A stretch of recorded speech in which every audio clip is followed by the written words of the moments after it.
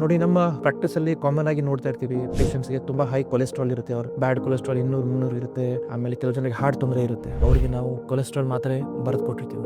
ಅವರು ಸ್ವಲ್ಪ 1-2 ತಿಂಗಳು ತಗೋತಾರೆ, ಆಮೇಲೆ ಸ್ಟಾಪ್ ಮಾಡ್ಬಿಡ್ತಾರೆ. ಅದಾದ್ಮೇಲೆ ಅವರ ಅಂಡರ್ಲೈನ್ ಹಾರ್ಟ್ ಪ್ರಾಬ್ಲಮ್ ಇರುತ್ತೆ, ಅದು ಜಾಸ್ತಿ ಆಗುತ್ತೆ. ಈ ಸ್ಟ್ಯಾಟಿನ್ ಅಂತ ಮಾತ್ರೆಗಳಿದಾವೆ, ಇದನ್ನ ತಗೊಳ್ಳೋದಕ್ಕೆ ಜನಸಾಮಾನ್ಯರಲ್ಲಿ ತುಂಬಾ ರೆಸಿಸ್ಟೆನ್ಸ್ ಇದೆ. ಇದಕ್ಕೆ ಕಾರಣ ಸ್ವಲ್ಪ ತಪ್ಪು ಕಲ್ಪನೆಗಳು. ಜನರಲ್ಲಿ ಏನ್ ತಪ್ಪು ಕಲ್ಪನೆ ಇದೆ ಅಂದ್ರೆ, ಈ ಕೊಲೆಸ್ಟ್ರಾಲ್ ಮಾತ್ರೆಯಿಂದ ತುಂಬಾ ಸೈಡ್ ಎಫೆಕ್ಟ್ ಆಗುತ್ತೆ, ಎಸ್ಪೆಷಲಿ ಲಾಂಗ್ ಡ್ಯೂರೇಷನ್ ತಗೊಂಡ್ರೆ ಲಿವರ್ ಕಿಡ್ನಿ ಹಾಳಾಗುತ್ತೆ ಅಂತ ತಪ್ಪು ಕಲ್ಪನೆ ಇದೆ. ನೋಡಿ, ಮೊದಲನೇದಾಗಿ ಕೊಲೆಸ್ಟ್ರಾಲ್ ಮಾತ್ರೆ ನಿಮ್ಮ ಕೊಲೆಸ್ಟ್ರಾಲ್ ನ ಕಡಿಮೆ ಮಾಡಿ ನಿಮ್ಮ ಲಿವರ್ ಕಿಡ್ನಿಗೆ ಆಗೋ ತೊಂದರೆನ ಚಾನ್ಸಸ್ ಕಡಿಮೆ ಮಾಡುತ್ತೆ. ಇದರಿಂದ ಕೊಲೆಸ್ಟ್ರಾಲ್ ಮಾತ್ರ ಸ್ವಲ್ಪ ಸೈಡ್ ಎಫೆಕ್ಟ್ಸ್ ಆಗುತ್ತೆ, ಎಸ್ಪೆಷಲಿ ಮಸಲ್ ಪೇನ್ಸ್ ಇಲ್ಲ ಮಸಲ್ ಪ್ರಾಬ್ಲಮ್ ಸ್ವಲ್ಪ ಜನರಲ್ಲಿ ಆಗುತ್ತೆ, ಬಟ್ ಅದು ಕೂಡ ತುಂಬಾ ರೇರ್.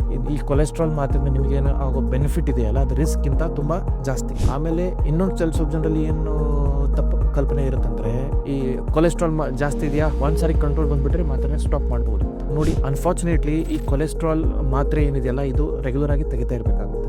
ನೀವು ಕೊಲೆಸ್ಟ್ರಾಲ್ ಮಾತ್ರೆ ಸ್ಟಾಪ್ ಮಾಡಿದ ತಕ್ಷಣ ಕೊಲೆಸ್ಟ್ರಾಲ್ ಮತ್ತೆ ಜಾಸ್ತಿ ಆಗಿ within a matter of few weeks cholesterol ಮತ್ತೆ ಜಾಸ್ತಿ ಆಗ್ಬಿಡುತ್ತೆ. ಈ ಕೊಲೆಸ್ಟ್ರಾಲ್ ಟ್ಯಾಬ್ಲೆಟ್ ಬಗ್ಗೆ ಸುಮಾರು ಜನರಿಗೆ ತಪ್ಪು ಕಲ್ಪನೆ ಇದೆ. ಅದರಿಂದಾಗಿ ಈ ವಿಡಿಯೋನ ನಿಮ್ಮ ಪೇರೆಂಟ್ಸ್, ಎಸ್ಪೆಷಲಿ ಯಾರಿಗೆ ಈ ಹಾರ್ಟ್ ತೊಂದರೆ ಇದೆ, ಯಾರು ಕೊಲೆಸ್ಟ್ರಾಲ್ ಮಾತ್ರೆ ಮೇಲಿದ್ದಾರೆ, ಅವರಿಗೆ ಈ ವಿಡಿಯೋನ ಶೇರ್ ಮಾಡಿ.